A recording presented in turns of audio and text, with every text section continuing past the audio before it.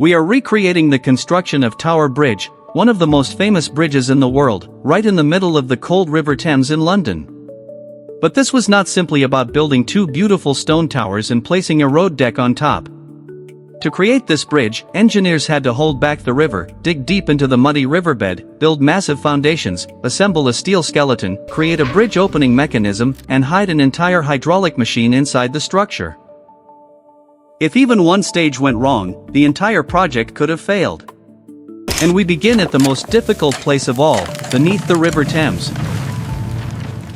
Before Tower Bridge had towers, a roadway, or those massive moving bascule leaves, everything began with one extremely difficult problem: how to build foundations in the middle of the River Thames.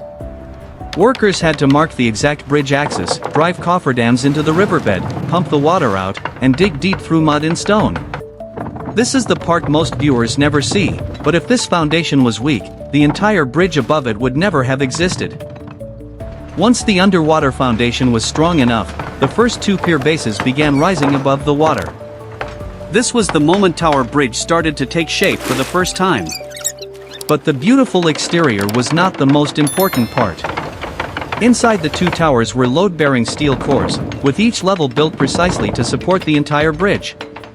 From this point on, the project was no longer just a foundation.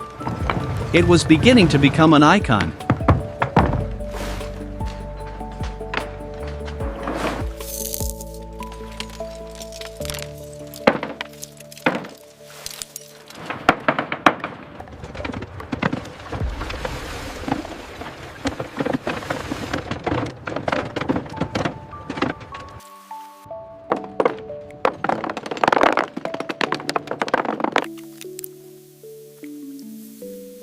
Now the two towers were standing firmly, but they were still separate structures.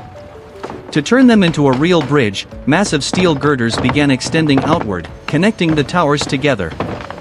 Layers of horizontal beams, diagonal bracing, and the upper walkway were locked into place. This was the true skeleton of Tower Bridge. From the outside, it would later appear as Gothic stone, but its real strength was hidden in this steel framework.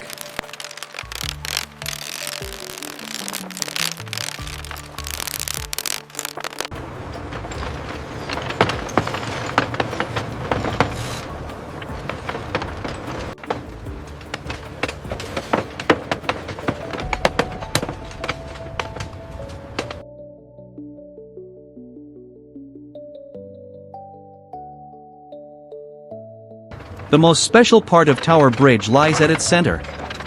It was not only designed for road traffic, but also had to open for large ships traveling along the River Thames. That is why the two bascule leaves were installed onto massive pivot shafts, along with counterweights, gears, and heavy transmission systems.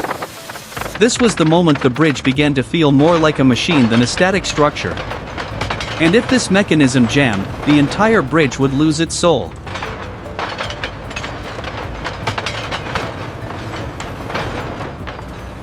To lift such heavy bascule leaves, Tower Bridge needed a true mechanical heart.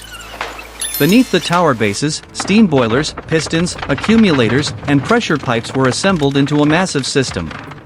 Steam created pressure, pressure became pushing force, and that force was transferred to the bridge opening mechanism. This was the part few people would ever see, but it was exactly what allowed Tower Bridge to move like a living machine. After the steel skeleton and the inner machinery were completed, Tower Bridge began receiving its famous outer skin. Granite covered the lower sections of the towers, while Portland stone formed the pointed roofs, arched windows, and Gothic details. This was the project's biggest transformation, from a cold steel machine into a twin fortress in the middle of London. But make no mistake, the historic-looking exterior was hiding an extremely advanced mechanical system inside.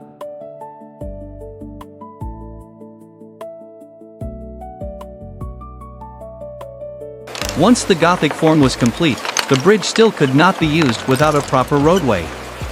Steel deck plates, the final road surface, expansion joints, pedestrian walkways, railings, and Victorian lamps were installed one by one. At this point, Tower Bridge was no longer just beautiful to look at. It was becoming a real transport route. The two sides of London were about to be connected, but before horse carriages could cross, the bridge had to pass its final test. This was the moment Tower Bridge had to prove it was not only beautiful, but fully functional. Heavy horse carriages were brought onto the deck for load testing. The two bascule leaves opened, the first steamship passed through, and then the bridge lowered again so road traffic could continue. Only when both land traffic and river traffic operated smoothly together could the project truly be considered complete. And in 1894, Tower Bridge was officially born as an icon of London.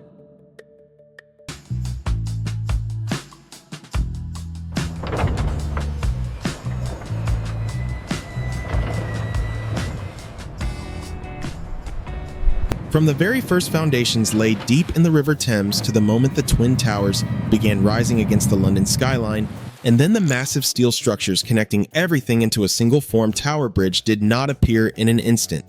It was built piece by piece through layers of stone structural elements, mechanical details, and a carefully planned construction process. When looking at the bridge in its completed state, it is easy to focus only on its final beauty. The symmetrical towers, the distinctive bascules span the Gothic style that feels both historic and monumental. But if you look deeper into the journey behind it, Tower Bridge is more than just a beautiful structure. It is the answer to a problem that at the time many believed was almost impossible to solve. London needed a faster and more efficient way to connect both sides of the river for road traffic. But at the same time, it could not sacrifice the vital shipping route along the Thames. Without a bridge crossing was slow, expensive, and inconvenient. But with a conventional bridge, large ships would no longer be able to reach the city.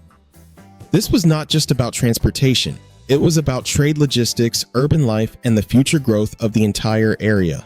That is why Tower Bridge was not created as a simple solution. It was born out of a deadlock.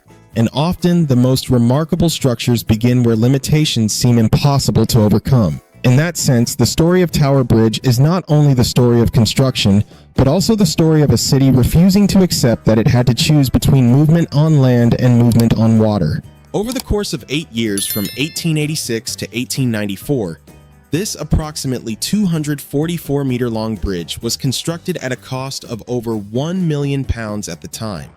Historical records often cite a figure of around £1,184,000, making it a massive investment in the late 19th century. But what makes that number truly meaningful is not just how expensive it was. It reflects London's willingness to invest heavily in solving two critical needs at once: road traffic above and river traffic below. In other words, this was not simply the cost of building a bridge, but the cost of unlocking a major constraint of the city. From preparing the construction site on both riverbanks to building foundations and piers in the middle of the Thames, every step had to be precise. From raising the Twin Towers, assembling the massive steel framework, to completing the bascule span and installing the mechanical and hydraulic systems, the entire project was a tightly connected sequence where each stage depended on the strength and completion of the previous one. And that long sequence is exactly what makes this bridge so fascinating to watch even today. Because when we compress years of labor into a visible progression, we begin to understand that great structures are not defined by one dramatic moment. They are defined by thousands of decisions, thousands of actions, and the discipline to keep moving from one stage to the next, even when the final result still seems far away. And perhaps that is what makes Tower Bridge more memorable than its appearance alone. It does not just show that people can build a bridge. It shows that with patience and determination, a major conflict can be transformed into a practical solution. What is interesting is that Tower Bridge did more than solve an engineering problem. It resolved a conflict between two equally important needs. The city needed connection. The river needed to remain open. Road transport mattered. Water transport mattered. And instead of sacrificing one for the other, people were forced to think differently. That is what gives this structure a meaning that goes beyond steel, stone, and mechanics. It represents a moment when engineering became a form of negotiation between competing realities. It proved that infrastructure does not only serve a city physically, it also reflects the values of the people who build it, what they refuse to lose, and what they are willing to imagine in order to move forward. And that may be why this structure is still remembered today. Not just because it is beautiful, not just because it is famous, but because it represents a unique way of thinking when choosing one option is not enough. A third solution must be created. So, if we see Tower Bridge only as a famous landmark, that may not be enough.